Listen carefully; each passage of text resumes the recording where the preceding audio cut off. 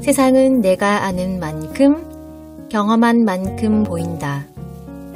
이 책은 나의 세계가 얼마나 작은지, 그동안 시야가 이렇게 좁은지도 모르고 살아온 나에게 다시 한번 겸손이란 단어를 떠올리게 해 주었습니다. 사실 수어에 대해 관심을 가지기 시작한 건 요즘 세계적으로 인정받는 BTS의 퍼미션 투 댄스 뮤직비디오에 등장하는 수어 안무를 보고 나서부터인데요. 이걸 본 많은 농인분들이 감동의 눈물을 흘렸다고 하죠. 아무튼 저처럼 이런 식으로 접하게 되어 수어에 대해 관심을 갖게 된 분들도 있으리라 생각됩니다. 우선 수어와 수어의 차이가 무엇인지 궁금하신 분들이 있을 텐데요. 수어는 2016년에 한국 수어 언어법이 제정되면서 한국어와 마찬가지로 동등한 언어로 인정받게 된 언어입니다. 그러니 이제는 농인들의 언어와 문화, 생활 방식을 오롯이 인정해주는 수어라 지칭하는 것이 맞겠죠. 이 책을 통해 새롭게 알게 된 것들이 있는데요. 우선 수어는 단순한 손동작으로 연결되는 언어가 아니란 사실입니다. 손동작보다 중요한 건 바로 표정인데요. 이 표정으로 소리의 크기, 음률, 음색을 표현하기 때문입니다. 그래서 수년간 무표정만을 고수해 오던 저자가 수어를 배울 때 힘들었던 부분이 얼굴 근육을 힘껏 써야 할 때라고 합니다. 표정으로 고마워와 진짜 고마워를 구분해야 하는데 저자는 마음은 진짜 고마운데 표정에선 하나도 안 고맙게 느껴져서 얼굴 근육의 퇴화까지 의심해 봤다는 저자의 말에 웃음이 났습니다. 그런데 이건 비단 저자만의 고민은 아닌 것 같습니다. 저자는 수어 수업이 끝난 후 아이라인이 범벅이 된 자신의 얼굴을 보고 나선 다음 수업부터는 아이라인을 그리지 않기로 마음먹었다고 하는데요. 그렇게 그녀는 얼굴과 마음의 근육을 사용하는 방법을 알아가고 있다고 말합니다. 새롭게 알게 된 또 다른 부분은 코다라는 단어입니다. 농인 부모에게 태어나 자란 청인을 코다라고 부른다고 합니다. 영화 감독이자 작가인 이길보라 역시 농인 부모에게서 태어났기에 코다란 단어가 있다는 사실에 안도했다고 하는데요. 그 이유는 코다라는 단어가 있다는 건 그녀와 같은 삶을 살고 있는 누군가가 이 세상에 존재하고 어딘가에 자신에게 진심으로 공감해 줄 수 있는 코다의 조각들이란 생각이 들었기 때문이라고 합니다. 새삼 단어의 존재가 이렇게나 위력이 크게 느껴집니다.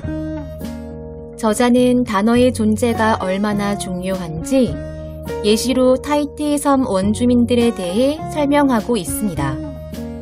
이 원주민들에게는 슬픔을 표현하는 말이 없다고 하는데요. 아픔과 곤란, 피곤, 피로 정도로 해석되는 페아페아라는 단어로만 표현한다고 합니다.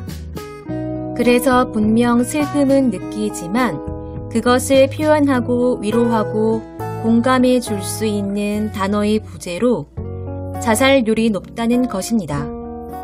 그렇기에 코다란 단어의 존재는 그들의 정체성을 밝혀주고 공감해주고 인정해주는 것이기에 그 의미가 클 거란 생각이 듭니다. 앞으로도 많은 이들이 소외되지 않도록 따뜻한, 인정받는, 공감하는 단어들이 만들어지길 바라봅니다. 나는 내 세상에 어떤 단어가 없는지 알지 못한다. 내게 수어란 단어가 등장하기 전까지 농사회가 존재하지도 몰랐던 것처럼 비건이라는 단어가 내 삶에 들어오기 전까지 동물의 고통에 대해 생각해 보지 않았던 것처럼 말이다. 그래도 희망적인 건 어떤 단어를 곁에 두고 살아야 할지는 스스로 선택할 수 있다는 점이다. 차별과 편견이 없는 세상에서 살고 싶다면 배려와 공감, 이해와 인정의 말을 우리 곁에 두면 된다. 이 책의 표현을 빌려 쓰자면 나 또한 선량한 차별주의자가 아니었나 싶습니다. 선량한 차별주의자.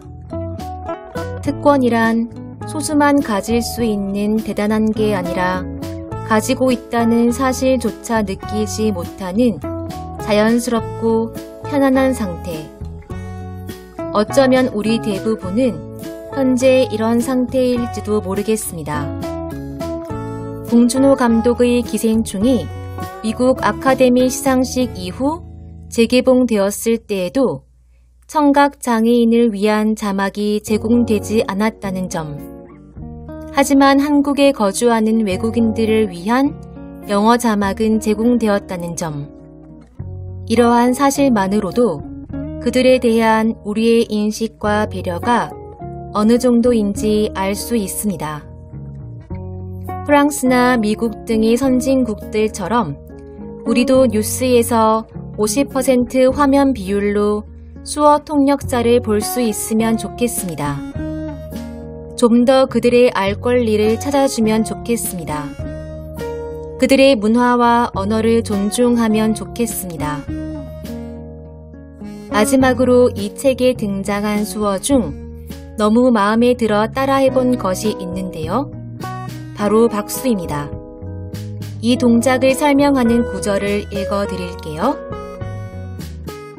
소리가 없는 세계에서 박수는 손뼉을 치는 대신 양손을 올려 별처럼 반짝이는 동작으로 표현한다.